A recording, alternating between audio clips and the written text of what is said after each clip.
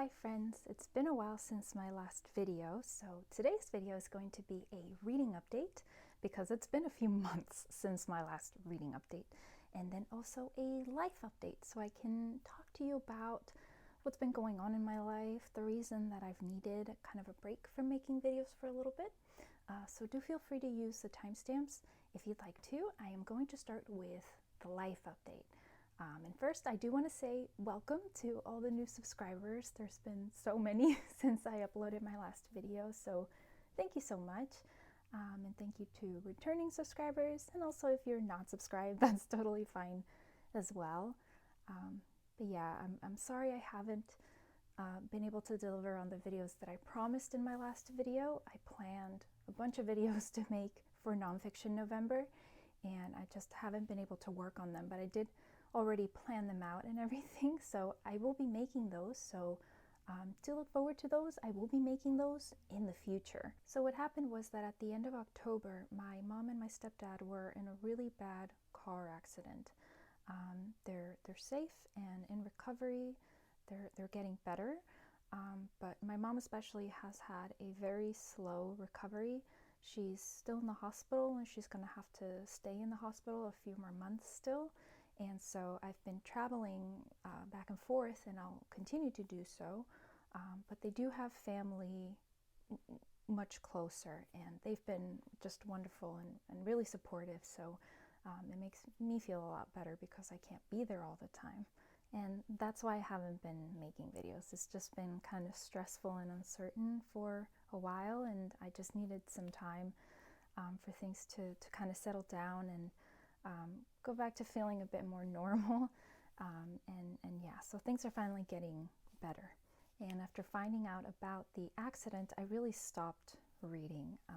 You know, I just had a lot of stress and anxiety, and I really couldn't focus or concentrate, and reading was difficult to do. I tried, but my mind just could not hold on to any of what I was trying to read, so I really could only do like a page or two at a time.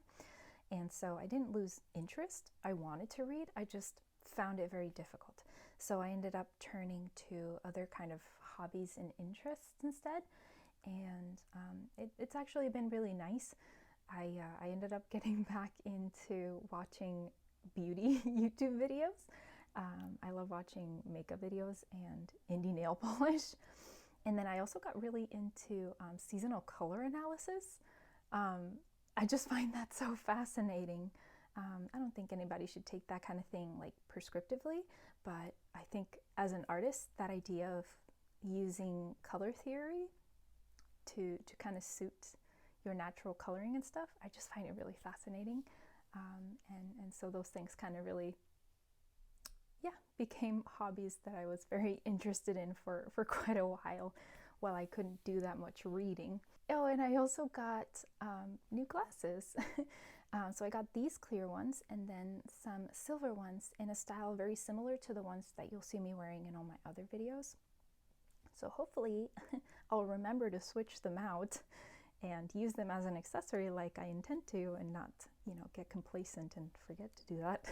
But yeah, so reading finally doesn't feel difficult anymore, and I've been doing it a lot more and enjoying it again. And so I feel ready to come back to making videos, which is great. And so I do want to talk to you about what my reading plans are for the rest of the year, which there's not much left of the year. So my plan is mostly to focus on books that I've already started. And so number one priority for me is finishing War and Peace by Leo Tolstoy, because I have been slow reading this the entire year. And the reason that I really want to finish it is because I am planning on reading Wolf Hall by Hilary Mantel next year as a slow read. And so I want to make room for it right at the start of the year by finishing this. And I'm definitely going to be able to do it. I am right at the end. I only have a few chapters left. So yeah. I was kind of nervous because I fell very behind in November, but I was able to catch up, and I think ahead of schedule at this point, which is great. I've loved the slow reading throughout the whole year process. It's the first time I've tried it, and I love it. I have enjoyed it so much. I think especially with a book like this that has a lot of chapters, but they're all very short, it works really, really well. So yes, and I have lots of thoughts to share about this, but I do want to wait until I'm done reading it, and I've had some time to put together all my thoughts on it to talk more about it. But yeah, so number one priority, I'll definitely be able to do it though. And then for the next book, it is Smoke Gets in Your Eyes by Doughty, and this is a memoir, which I should also definitely be able to finish. I only have a little bit left, and yeah, I'm really enjoying this too.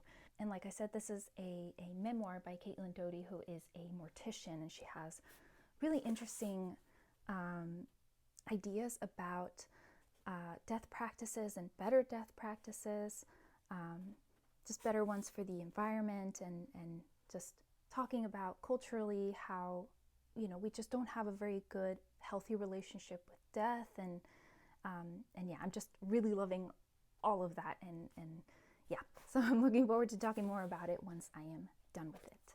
But yes, I will definitely be able to finish this one as well. And the last physical book that I'm going to talk about is Lapvona by Otessa Moshfegh. And this one, I still have quite a bit left, so I'm not entirely sure that I'll finish it for sure by the end of the year, but I'll definitely keep going with it. It'll be what I'll prioritize after I finish those other two. And then the last book is an audiobook, and it is The Way We Live Now by Anthony Trollope. And I've just been loving this so much. From the moment I started it, I just giggle and laugh all the time. I'm loving it. But this audiobook is 32 hours long, and I'm not even halfway through. So, you know, I am not going to finish it this year, but that's okay. I'll keep going with it, and then I will talk about it when I am done with it at some point next year. And I do have a bunch of other books that I really wanted to finish before the end of the year, but you know, I think the best thing I can do is just be kind to myself and just not worry about it. So that's what I'm doing. I'm not worrying about anything else. Those are the priority, and yeah, I'm okay with that. Okay, so now I'm going to move on to books that I have finished reading since my last reading update. And I do want to focus on the best ones, the ones that I've enjoyed the most. So the first three are the ones that I was reading actually in my last vlog. And so I am going to link it if you want to see more kind of thorough thoughts on those. I am just going to go through them kind of quickly right now. And the first one is An Artist of the Floating World by Kazuo Ishiguro. And this is set in Japan a few years after World War II ended. And it focuses on an artist, an aging artist who is kind of reckoning with his life and his involvement in the war. And it brings up really interesting questions about legacy and life. It kind of asks the question of what makes one feel satisfied with the life they've led. And the narrator, because he is aging, you get to a point where you sort of realize he might not be so reliable, and that kind of adds a layer of nuance to the story and the way that you interpret things in the story as the reader. So yeah, I really enjoyed this. And the next one is A Month in the Country by J.L. Carr. And this one also follows a veteran, but this one is after the First World War, and it's set in England. So this follows Tom Birkin, who is arriving in the north of England at the start of the book, and he has been tasked with restoring this mural in a church. And so it's him taking this job for the summer, and it ends up being kind of like this period where it's kind of a reprieve for him from life. He's definitely dealing with some PTSD, and he has this kind of complicated failed marriage that he hasn't really dealt with. And so he gets to kind of escape from dealing with these things in his life, and so he just has this time to spend unraveling, revealing this mural. And I just thought it was really beautiful the way that as he is coming to understand the story of the mural and and sort of learning about the artist that made the mural from him looking at the work and interpreting it. He's also kind of thinking of his past, his memories, sort of putting them back together and understanding, getting a new perspective on his life. And it's just, yeah, very quiet as well. Not much happens, but it's very kind of contemplative. But at the same time, there's a lot of wry humor that really counters some of the, you know, kind of the sad moments in this. So yeah, I ended up really enjoying this one too. I enjoyed all of these, that's the point. What am I talking about? The next one I listened to in audiobook format, and it is Invitation to a Banquet by Fuchsia Dunlop. And this one is nonfiction, and it is a history of Chinese food. And so it's split into 30 chapters, each one sort of centering around a particular dish. And it's kind of a vehicle for Fuchsia to talk about all kinds of aspects of Chinese cuisine. So that includes things like history, specific ingredients, techniques, theories, yeah, all kinds of topics related to the dish, or where and also the region that the dish is from. So she talks about visiting the region and her learning and interacting with professionals and also locals in that region, and eating with them. So it's a very thorough book and multi-layered, because she really talks about just a lot of different aspects of Chinese cuisine and culture. And so yeah, if you find that interesting at all, I think you will definitely enjoy this as well. Oh, and I forgot to mention, so Fuchsia is a food writer and also a cookbook author. And so I was going to mention, if you would like to see me make some of her recipes, I did make some of those in that vlog I mentioned. So do check it out if you'd like to see me make some of her dishes. Next I have another nonfiction, and this one is The Grand Affair by Paul Fisher. And this one is a biography of John Singer Sargent, who was a very successful painter in the late 1800s. He was actually an American, but he was born to expats in Europe, and he lived most of his life in Europe. And he's one of my absolute favorite painters. And he was a very private person, and so not a lot is all that known about his private life. But the author was able to put together a pretty thorough biography of him, and I really, really enjoyed it. I do think it's probably the kind of book that you need to have some interest coming into it. I don't know that you'll get that much from it if you are not, you know, already aware of John Singer Sargent in some degree and are interested in it. But he did kind of rub shoulders with some interesting people. He was childhood friends with Vernon Lee, and he was also really close friends with Henry James for a long period of his life. And if you are an art lover, there are so many name drops in here. A lot of them I recognize, but I wrote down all of them because I just love kind of going back and learning a little bit more about different artists that I haven't, you know, looked into in a while and that kind of thing. So I enjoyed that a lot about it as well. So the only criticism I have about this book is that the author seemed a little bit too concerned with investigating Sargent's sexuality, because there is very good evidence to suggest that he was gay. And I think that's relevant, and there's definitely reason to have that in here, you know, to bring it up and talk about it. But it was brought up constantly. Every single friendship, work connection, every single artwork that was mentioned in here was investigated to prove that he was gay, which it just kind of a little weird. I don't know. It just seemed like the author was very preoccupied with trying to prove that he was gay. I don't know. It really eventually was like, wow, that's a bit much, isn't it? But I still really, really enjoyed it and would recommend it if it sounds interesting to you. Next, I have The Sorrows of Young Werther by Goethe. And this was actually a bit of an impulse read, but I ended up really enjoying it, which was a surprise to me, because this is a novel in letters, and it's all about this young man who is a little bit too a little bit too concerned with his emotions, and he has very strong emotions. He's pretty ridiculous, but I actually found it pretty compelling at times.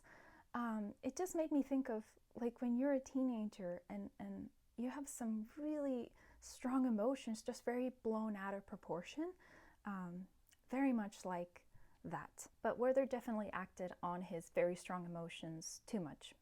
It ends up being a bit of a cautionary tale, I think. But don't we all just love a woe is me diva? I don't know, it gave me very strong like Morrissey vibes. Next I have Women of the Harlem Renaissance, which is a collection of short stories, songs, and poems, all written by women of the Harlem Renaissance, which was a period in the 20s and 30s of cultural revival of African American music, literature, politics, etc. And so everything in here is written by Black women. And in the intro, it talks about how so many of the women that were writing during this period are not known or remembered because so few of their writings made it into anthologies. And so it's been through the work of Black feminist scholars that these stories are now accessible. And so I think that's just really amazing. And I love that they, you know, are now putting out anthologies celebrating these women's writing. And I really enjoyed the variety in here. With any kind of collection, obviously you're going to have some stories that you think, you know, were better than others. But still, it was just very enjoyable. There are stories in here that are set in New Orleans towards the end of the book, and I found those really fascinating.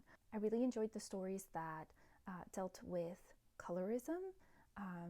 Yeah, those were just very interesting. They dealt with a lot of the nuances of colorism at the time. And then there were a lot of themes of motherhood, sisterhood, kind of like a greater sense of community, of sisterhood, and those were really beautiful. And there were also 3 short stories in here by Nella Larson, and I did think that those were some of the standout ones in here. She's just such a great writer. But yeah, I just enjoyed reading like a couple or a few at a time and took my time. And yeah, had a great time reading through it. And the last book I have to talk to you about is actually one of my absolute favorite reads of the year. So I'm very happy that I picked it up, and it is Pedro Paramo by Juan Rulfo. And this is the Spanish version, which is the one I read. I just loved this so much. So this follows a young man who has promised his dying mother that he will go read... So this follows a young man who promises his mother that he will go visit her hometown and meet his father for the first time. And what he doesn't know is that it is actually a ghost town. And so you slowly come to understand this, and what it's actually about is learning the story of this town. So it's the kind of story that slowly reveals itself to you. You'll kind of, as you go, you'll uncover those truths about the past. And I didn't think it was scary so much as creepy, but also sad and poignant. But it is kind of creepy because the protagonist is kind of experiencing hearing like murmurs and steps and whispers and voices and conversations. And he doesn't know if these things are happening in the present or the past. They're just like trapped echoes of memories. And through those things, you kind of slowly start to understand what happened. And there's something very kind of whimsical about the writing itself. It's sort of purposely opaque, but it slowly kind of reveals its secrets. And so I think that if you go into it kind of open to letting it slowly reveal itself, not too impatient to understand everything right away, it really pays off, and you come to understand what's going on. I do think it's the kind of book that you are meant to read more than once, and every time you do, you'll sort of have a different take on it, because you'll kind of pick up on different things each time. And it's so thin, you can definitely read it in like one sitting or two. But I took my time with it, and I just really, really enjoyed the reading experience. Yeah, I thought it was amazing. I'm so happy I read it. And I love knowing that this was the inspiration for Gabriel Garcia Marquez. I haven't read anything by him yet, but this makes me a lot more interested in checking him out. So that's pretty cool. So that's everything I had to share with you. I hope you're having a cozy winter if you're in the Northern Hemisphere. And I wish you safe and happy holidays. Merry Christmas. And yeah, thank you so much for watching, and I will see you next year. Bye.